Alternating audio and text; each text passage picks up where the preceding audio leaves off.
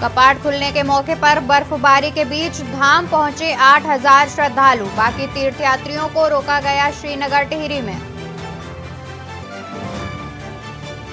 चार धाम यात्रा में अभी तक 17 लाख से ज्यादा पंजीकरण। उत्तराखंड सरकार सभी का स्वागत करने के लिए तैयार।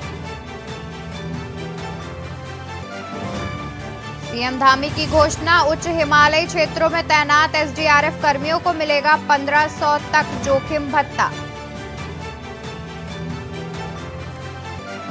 उत्तराखंड का माड़ा अब देश का अंतिम नहीं पहला गांव। पीएम मोदी के कहने के बाद लगा नया साइन बोर्ड।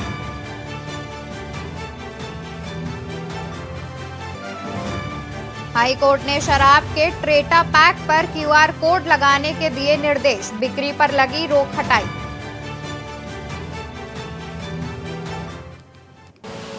आप देख रहे हैं के न्यूज, खबरों का सारथी। नमस्कार, मैं हूं अवंतिका अवस्थी। स्वागत है आपका उत्तराखंड खबरों में। बात करेंगे देहरादून की, जहां प्रदेश के कृषि मंत्री गणेश जोशी ने वर्चुअल माध्यम से पीएमएफएमई स्टोर नैनीताल सहित चारधाम यात्रा मार्गों पर स्थापित 12 वितरण केंद्रों का उद्घाटन किया। इस अवसर पर मंत्री गणेश जोशी ने चारधाम यात्रा मार्गों पर आउटलेट उद्घाटन पर प्रधानमंत्री नरेंद्र मोदी और मुख्यमंत्री पुष्कर सिंह धामी का आभार प्रकट किया।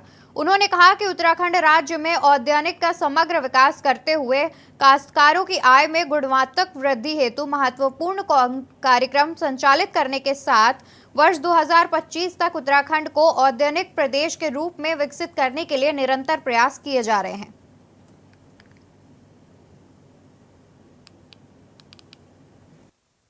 यहाँ इस मिनट्स में हमारे जितने भी समूह के द्वारा, क्योंकि आज कई नामों से हमारी समूह काम कर रहे हैं, उनके उत्पाद मिलेट्स स्टॉल में रखे जाएंगे ताकि आने वाले टूरिस्ट, जिस प्रकार आज आंकड़े आ रहे हैं, इस बार हम रिकॉर्ड तोड़ने वाले हैं। इस बार 45 लाख का जो आंकड़ा था, मुझे लगता है इस बार हम 60 लाख से अधिक टूरिस्ट यहाँ पर आ जाएगा और इसके माध्यम से उनके उत्पाद की बिक्री भी होगी 50%।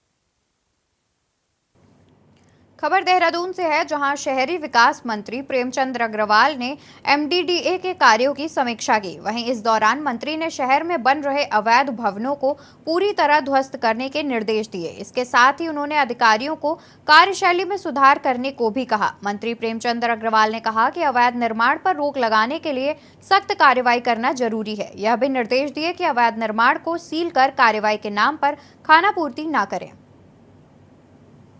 देखिए, जो मेरे विभाग से संबंधित एमडीडीए, जो जिसे मसूरी अंधेरा विकास प्राधिकरण कहते हैं, उसकी आज मैंने बैठक ली है और समीक्षा की है कि किस प्रकार से हम लोग आवासीय नक्शे हैं, व्यावसायिक नक्शे हैं, कब उनको हम कैसे पास करते हैं, ये सारी बातचीत की है। और साथ में जो आवासीय नक्शे उसको 15 दिन में पास करने का प्रावधान हमारे द्वारा निर्देशित किया गया और व्यावसायिक के लिए 30 दिन का अंदर पास होने का। लेकिन उसमें साथ में एक बात भी मेरे द्वारा कही गई है कि जो नक्शे पास होंगे और जो नक्शा पास होने के लिए आएगा, उसमें जो भी कोई क्वेरी लगानी है, ऑब्जेक्शन लगाना है, जिस नाते प्राधिकरण उस चीज के लिए संतुष्ट नहीं है, तो वो एक ही बार लगेगा, ताकि हम 15 दिन के अंदर उनको उनका नक्शा पास करें या उसका रिजेक्ट करें।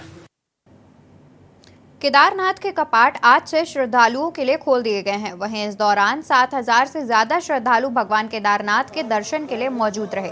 श्रद्धालुओं ने हर हर महादेव के जयकारे लगाए। इस खास मौके पर मंदिर परिसर को 20 क्विंटल फूलों से सजाया गया। आपको बता दें, मंत्रोच्चार और आर्मी बैंड की मधुर धुनों के साथ भगवान केदारनाथ के कपाट सुबह 6:20 पर खोले गए। मंदिर के कपाट खुलने के बाद श्रद्धालुओं ने केदारनाथ धाम में दर्शन भी किए।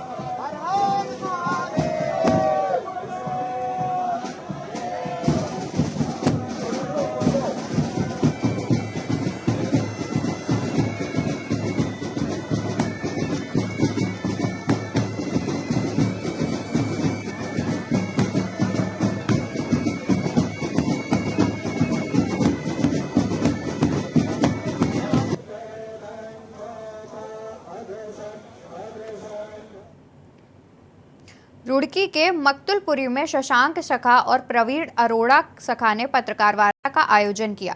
पत्रकारों को संबोधित करते हुए स्वामी शशांक सखा ने बताया कि आने वाले 2 मई को रुड़की में रखा वेलनेस सेंटर खुलने जा रहा है, जिसमें एक अलग तरह को पद्धति से बिना दवाइयों के सभी लाइलाज बीमारियों का इलाज किया जाएगा। उन्होंने बताया कि मोहाली के बाद पहली बार शहर में सखा वेलनेस होलिस्टिक ट्रीटमेंट खुलने जा रहा है, जो लाइलाज बीमारियों को ठीक करने में कारगर साबित होगा। इतना ही नहीं, बिना दवाई और बिना परहेज करे आपका संतोषजनक उपचार थेरेपी द्वारा किया जाएगा। खराब होता है तो उसका रीजन ये नहीं होता आपने गलत खा लिया, उसका रीजन ये होता है आपकी बॉडी में इतनी ज्यादा हाइड्रोजन आ गई।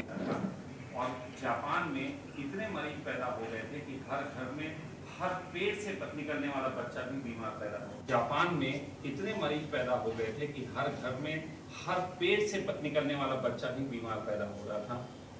तो अगर 7 से कम है तो वो एसिडिक है।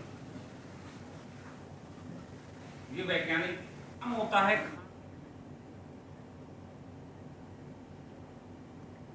उत्तराखंड खबरों में आगे बढ़ेंगे, उससे पहले उत्तर प्रदेश के प्रयागराज से बड़ी खबर सामने आ रही है। यूपी बोर्ड ने जारी किया 10वीं और 12वीं का रिजल्ट। छात्र छात्राओं में रिजल्ट को लेकर भारी उत्साह। 3.19 करोड़ कॉपियों का हुआ मूल्यांकन। प्रदेश के 8,753 परीक्षा केंद्रों पर आयोजित हुई थी परीक्षा। खबर प्रयागराज से है, जहां यूपी बोर्ड ने जारी किया 10वीं और 12वीं का रिजल्ट। छात्र छात्राओं में रिजल्ट को लेकर भारी उत्साह। 3.19 करोड़ कॉपियों का हुआ मूल्यांकन। प्रदेश के 8,753 परीक्षा केंद्रों पर आयोजित हुई थी परीक्षा। खबर प्रयागराज से है, जहां यूपी बोर्ड ने जारी किया 10वीं और 12वीं का रिजल्ट। छात्र छात्राओं में रिजल्ट को लेकर भारी उत्साह।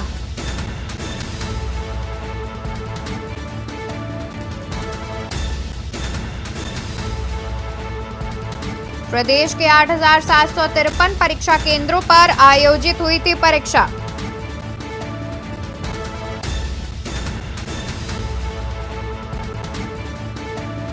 साथ ही आपको बता दें, 58 लाख से ज्यादा छात्र छात्राओं ने कराया था पंजीकरण।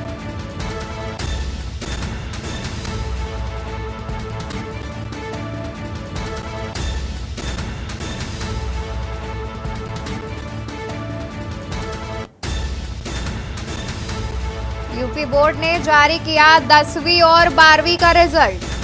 छात्र छात्राओं में रिजल्ट को लेकर भारी उत्साह। 3.19 करोड़ कॉपियों का हुआ मूल्यांकन।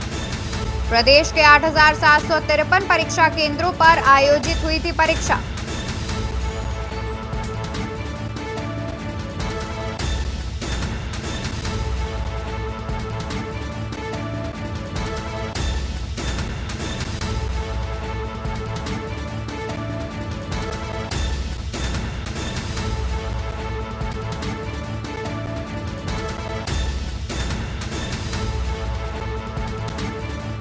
यूपी बोर्ड ने जारी किया 10वीं और 12वीं का रिजल्ट। 10वीं और 12वीं के छात्र यूपी बोर्ड की आधिकारिक वेबसाइट पर जाकर चेक कर सकते हैं अपना रिजल्ट। 3.19 करोड़ कॉपियों का हुआ मूल्यांकन।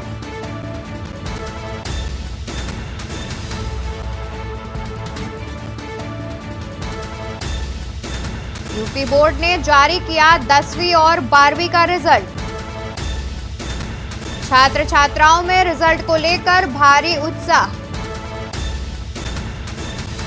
3.19 करोड़ कॉपियों का हुआ मूल्यांकन। प्रदेश के 8,753 परीक्षा केंद्रों पर आयोजित हुई थी परीक्षा।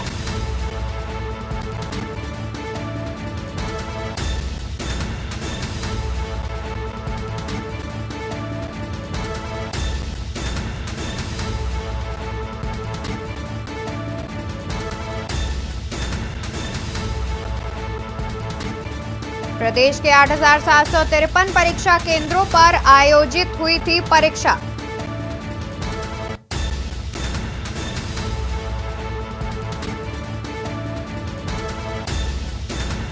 छात्र छात्राओं में रिजल्ट को लेकर भारी देखने को मिल रहा है।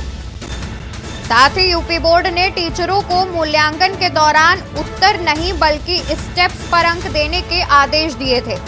विद्यार्थी का उत्तर गलत हो लेकिन उत्तर देने का तरीका सही हो तो अंक देने को कहा गया था। टीचरों से कहा गया था कि वह बेवजह किसी के अंक ना काटे।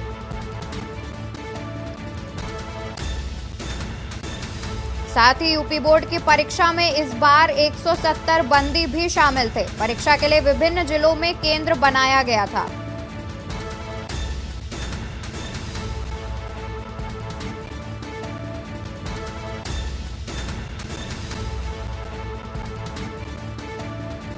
छात्र छात्राओं में रिजल्ट को लेकर भारी उत्साह देखने को मिल रहा है।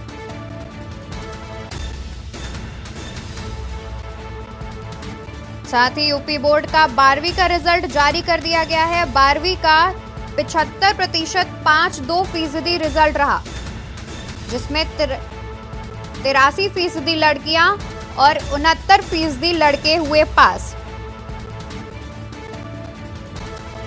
यूपी बोर्ड 12वीं का रिजल्ट जारी। यूपी बोर्ड 12वीं का रिजल्ट जारी कर दिया गया है। 12वीं का 75.52% रिजल्ट रहा।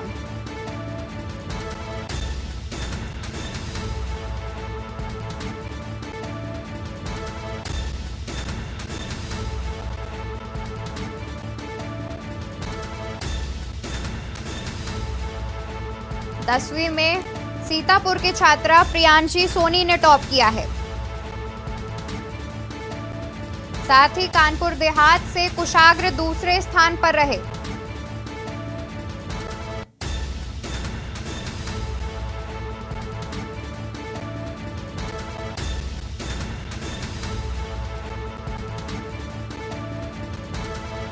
प्रियांशी सोनी ने 10th का रिजल्ट टॉप किया। सीतापुर की प्रियांशी ने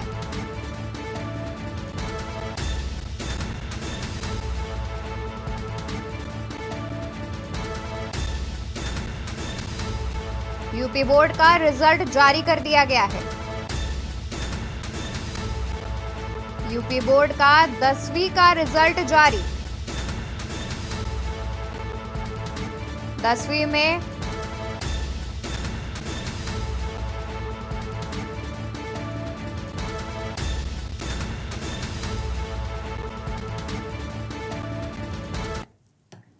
रुकेंगे एक छोटे से ब्रेक के लिए, जल्द हाजिर होंगे।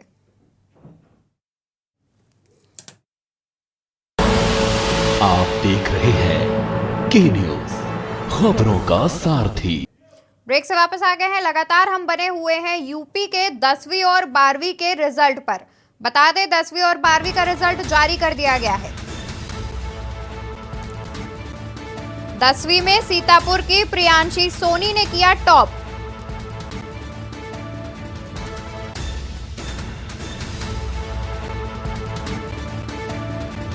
हाई स्कूल में 79.78% छात्र पास। यूपी बोर्ड का रिजल्ट जारी कर दिया गया है।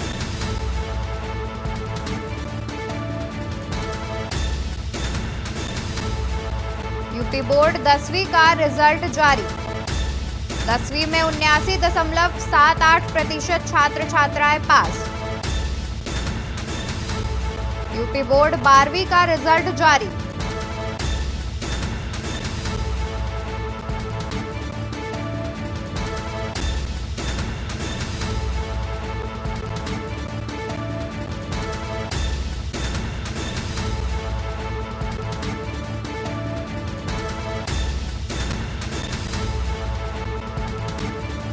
आपको बता दें 10वीं में सीतापुर की प्रियांशी सोनी ने किया टॉप।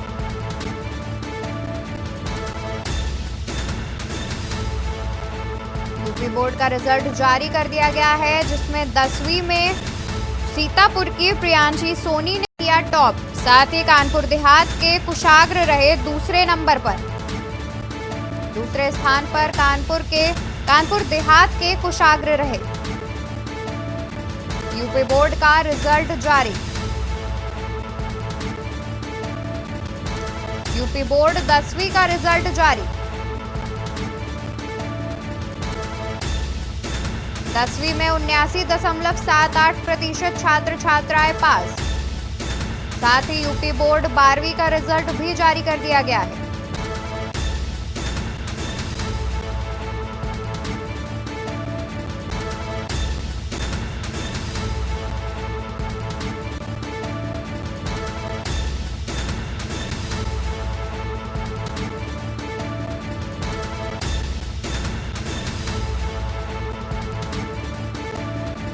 बारहवीं में 75.72% छात्र छात्राएं पास।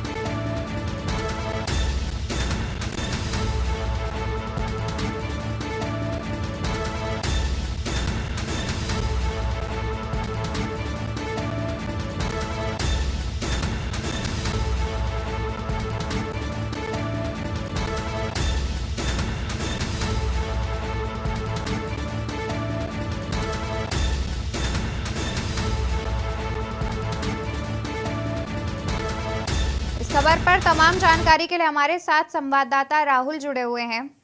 राहुल, आपसे जानना चाहेंगे कि किस तरह का यूपी बोर्ड का रिजल्ट रहा।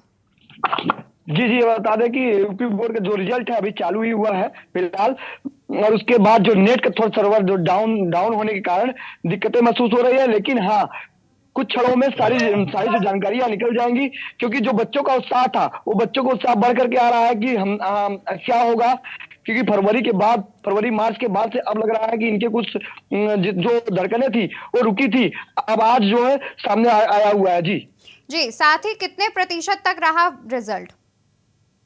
जी आप 3% जो था रिजल्ट है, और कुछ बच्चे जो डर के मारा छोड़ दिए थे, क्योंकि जो सीसीटीवी कैमरे की निगरानी में था, तो कुछ बच्चे सोचे थे कि हम फेल हो जाएंगे, और उसके बाद कुछ बीमारी के कारण छोड़ दिए। लेकिन हाँ, आपकी बात जो लड़कियों का जो रिजल्ट है वो नंबर 1 बताया जा रहा है, अभी टोटल भी नहीं आया, क्योंकि सिर्फ 10 मिनट पहले की ये खबर है। जी, और जिन छात्र छात्राओं का रिजल्ट अच्छा नहीं आया है, जो फेल हो गए हैं, उनकी क्या स्थिति रही? जी अभी जो बता रहे हैं कि सर्वर कमी के कारण अभी जो अपडेट है निकल नहीं पा रहा है। अब आधा घंटा में सारे क्लियर हो जाएगा कि जो उनका क्या कंडीशन है, क्योंकि अभी जो है सिर्फ और सिर्फ नेट पे सब जब देखेंगे, कोई मोबाइल पे, कोई साइबर कैफे पे। जी शुक्रिया आपका तमाम जानकारी के लिए।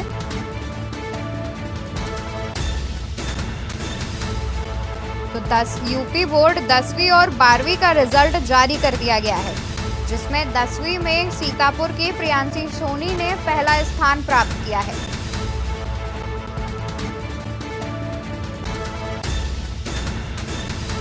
दसवीं में 600 में से 590 अंक लाकर सीतापुर की प्रियांशी सोनी ने टॉप किया। इस खबर पर ज्यादा जानकारी के लिए लखनऊ से हमारे संवाददाता पवन जुड़े हुए हैं। जी पवन, रिजल्ट को देखते हुए क्या कुछ माहौल देखने को मिल रहा है छात्र छात्राओं में? जी रिजल्ट अभी हाई स्कूल इंटर का जारी हुआ है, और ज्यादातर बच्चे जो है वो अपने मोबाइल पे या साइबर कैफे में रिजल्ट देख रहे हैं। फिलहाल थोड़ा सर्वर डाउन होने की वजह से रिजल्ट देखने में उनको दिक्कतें आ रही है, लेकिन हम इसमें एक स्कूल में मौजूद हैं जहां पर हमने जो यहाँ पर जो स्टाफ था उससे बात की, तो ये लोग खुद ही बच्चों का यहाँ पर रिजल्ट देख रहे हैं। तो इनके स्कूल में बच्चे जो है 80-90% नंबर लाए हैं, लेकिन अभी फिलहाल स्कूल में कोई बच्चा पहुंचा नहीं है। जो बाहर कुछ बच्चों से हमारी मुलाकात हुई जो पास होके आए थे, उनके चेहरे पर खुशी साफ तौर से झलक रही थी, और उन्होंने जो उनका कहना साफ तौर से था कि जो हमने मेहनत की हमको मिला है, और जो इस बार नकल परीक्षा हुई उसके कारण जो बच्चे पढ़ने वाले थे उनके मन में ज्यादा उत्साह था, क्योंकि उनके जो मेहनत के नंबर उनको मिले हैं। और जी अनम्यूट कर लीजिए। लाभ मिला है और उनके नंबर अच्छे आए हैं। जी साथ ही कि जिन छात्र छात्राओं का रिजल्ट उनके मन मुताबिक नहीं आया, क्या उनमें निराशा देखने को मिल रही है? फिलहाल जो 89% रिजल्ट आया है, यानी ज्यादातर लड़के इसमें पास ही हुए हैं। अभी तक जो भी लड़के हमको मिले हैं लगभग उसमें से सभी लड़के पास मिले हैं और अच्छे नंबर से पास हुए हैं। हाँ, कुछ बच्चे ऐसे मिले हैं जो जिन्होंने पेपर छोड़ दिया था, वो अब उनके मन में एक पछतावा है कि क्योंकि वो डर के बस उन्होंने पेपर छोड़ दिया था कि जो है सीसीटीवी कैमरे लगे हैं, नकल अधिनियम लागू है, जेल जाना पड़ सकता है, या जो भी चीजें उनके मन में आई हो जिसके कारण, या कुछ लोगों की तबीयत खराब थी जिस कारण उन्होंने पेपर छोड़ा है। तो पेपर छोड़ने के बाद जो रिजल्ट अभी आया है और अच्छा रिजल्ट आया है, उसको देखते हुए उनके मन में मायूसी है कि अगर उन्होंने थोड़ी हिम्मत दिखाई होती और रिजल्ट परीक्षा को फेस किया होता तो आज उनका भी रिजल्ट यहाँ पर आता और वो भी पास होते। तो उनके मन में कहीं ना कहीं एक कसक बाकी है कि जो पेपर उनका छूट गया और उस वजह से उनका ये साल बर्बाद हुआ है। जी शुक्रिया पवन तमाम जानकारी के लिए। तो यूपी बोर्ड 10वीं और 12वीं का रिजल्ट जारी कर दिया गया है।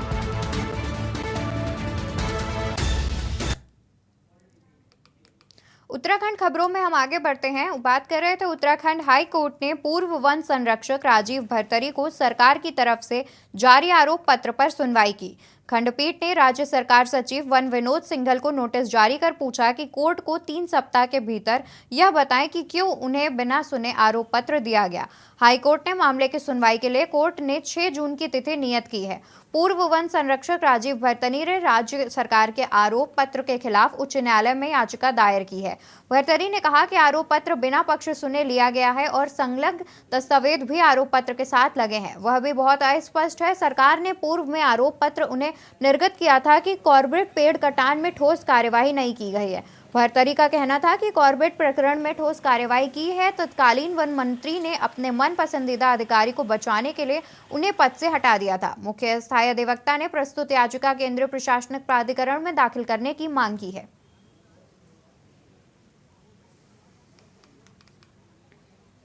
देखिए, राजीव भरतरी जो उत्तराखंड में अभी कार्यरत सबसे वरिष्ठ IAFS अफसर हैं, उनको 10 मार्च 2013 की तारीख में एक आरोप पत्र दिया गया था राज्य सरकार द्वारा, जिस पर उनके ऊपर यह आरोप लगाया गया था कि इन्होंने कॉर्बेट में हुए अवैध कटान को रोकथाम करने के लिए उचित कार्रवाई नहीं करी, जबकि उन्होंने लगातार अपने विभिन्न वादों में माननीय उच्च न्यायालय को यह बताया है कि उनको हटाया ही इसलिए गया था क्योंकि उन्होंने ठोस कार्रवाई करी थी। तो उस आरोप पत्र को राजीव भरतरी द्वारा इस बेसिस पर चैलेंज दिया गया था कि यह आरोप पत्र बिना उनका पक्ष जाने जो है निर्गत किया गया है और साथ में बहुत ही वेग और अस्पष्ट आरोप लगाए गए हैं और संलग्नक भी पूरे नहीं दिए गए हैं, सपोर्टिंग डॉक्यूमेंट्स भी पूरे नहीं दिए गए हैं, जिस पर गंभीरता से सुनवाई करते हुए माननीय उच्च न्यायालय ने आज प्रमुख सचिव वन और जो तत्कालीन विभागाध्यक्ष विनोद सिंघल हैं, उन दोनों को नोटिस जारी किया है। उनसे 3 सप्ताह में जवाब दाखिल करने को कहा है और यह भी कहा है कि आरोप पत्र की अग्रिम कार्रवाई माननीय उच्च न्यायालय के आदेशों के अंतर्गत ही हो। कृषि मंत्री गणेश जोशी ने डीएसए मैदान मल्लीताल स्थित नैनीताल में प्रधानमंत्री सूक्ष्म खाद्य उद्यम उन्नयन स्टोर का उद्घाटन वर्चुअल माध्यम से किया। स्टोर को उद्यान विभाग ने राज्य के छोटे उद्यमियों के उत्पादों को मॉडर्न मार्केटिंग प्लेटफॉर्म उपलब्ध कराने के लिए बनाया है। नैनीताल के अलावा उत्तराखंड के अन्य जनपदों में भी स्टोर की स्थापना की गई है। विधायक सरिता आर्य ने कहा, योजना छोटे मझोले फूड प्रोसेसिंग उद्यमियों के उपभोग को बाजार उपलब्ध कराने के लिए केंद्र सरकार ने जारी की है। साथ ही अतिरिक्त योजना अंतर्गत जमींदार किसानों के उत्पादों के मार्केटिंग ब्रांडिंग के लिए सरकार तकनीकी और वित्तीय सहयोग भी किया जा रहा है। प्रधानमंत्री formalisation of micro food processing enterprises योजना के तहत पहाड़ी उत्पादों को बढ़ावा देने के लिए एक स्टोर खोला गया है। स्टोर में पहाड़ी दालें, पहाड़ी पिसी लूंग, स्कॉश, जूस, जैम, अचार समेत कॉफी उत्पाद भी शामिल किए गए हैं।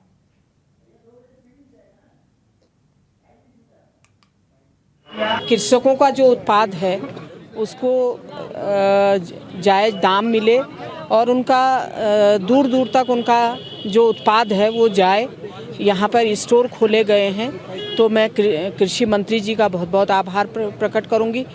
ज़्यादा लाभ मिलेगा, उनको दाम मिलेंगे और स्टोर में जिस तरह से शासन ने और कृषि मंत्री जी ने कहा है कि इनका उत्पाद जो भी ये करेंगे, आप मिनट्स में देख लीजिए। हमारे आज झुंगरा और मडवे की खीरें बन रही हैं, मडवे की बिस्किट बन रहे हैं, मडवे की नमकीन बन रही है और हमारे जो बहनें हैं वो उसमें बना रही हैं, बिस्किट बना रही हैं, नमकीन बना रही हैं और हमारी जो महिलाएं हैं, चाहे उनका आप उत्पाद देख लीजिए, छोटा छोटा उन लोगों ने उद्योग लगाया हुआ है।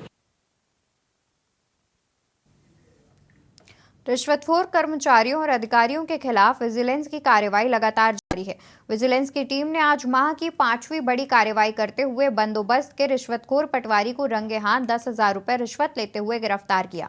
विकासनगर तहसील अंतर्गत बंदोबस्त कार्यालय में अचानक हुई इस कार्रवाई से बंदोबस्त कर्मियों में हड़कंप मच गया। विजिलेंस टीम के हत्थे चढ़ा आरोपी लेखपाल ओम प्रकाश एक व्यक्ति से जमीन के काम के लिए रुपयों की मांग कर रहा था। पीड़िता ने मामले की शिकायत विजिलेंस टीम में की। विजिलेंस की टीम ने आज दोपहर पूरी तैयारी के साथ विकासनगर मुख्य बाजार में स्थित सर्वे नायब तहसीलदार कार्यालय पहुंची और जैसे ही पीड़ित शिकायतकर्ता से सर्वे लेखपाल ओम प्रकाश को विजिलेंस की टीम ने 10,000 रुपए के साथ रंगे हाथ गिरफ्तार किया। मामले में विजिलेंस की टीम ने करीब 4 घंटे की पूछताछ और जांच पड़ताल के बाद मौके से आवश्यक दस्तावेजों के साथ ही कंप्यूटर प्रिंटर भी कब्जे में लिया। उत्तराखंड खबरों में फिलहाल इतना ही। आप बने रहिए के न्यूज के साथ। आप देख रहे हैं के न्यूज, खबरों का सारथी।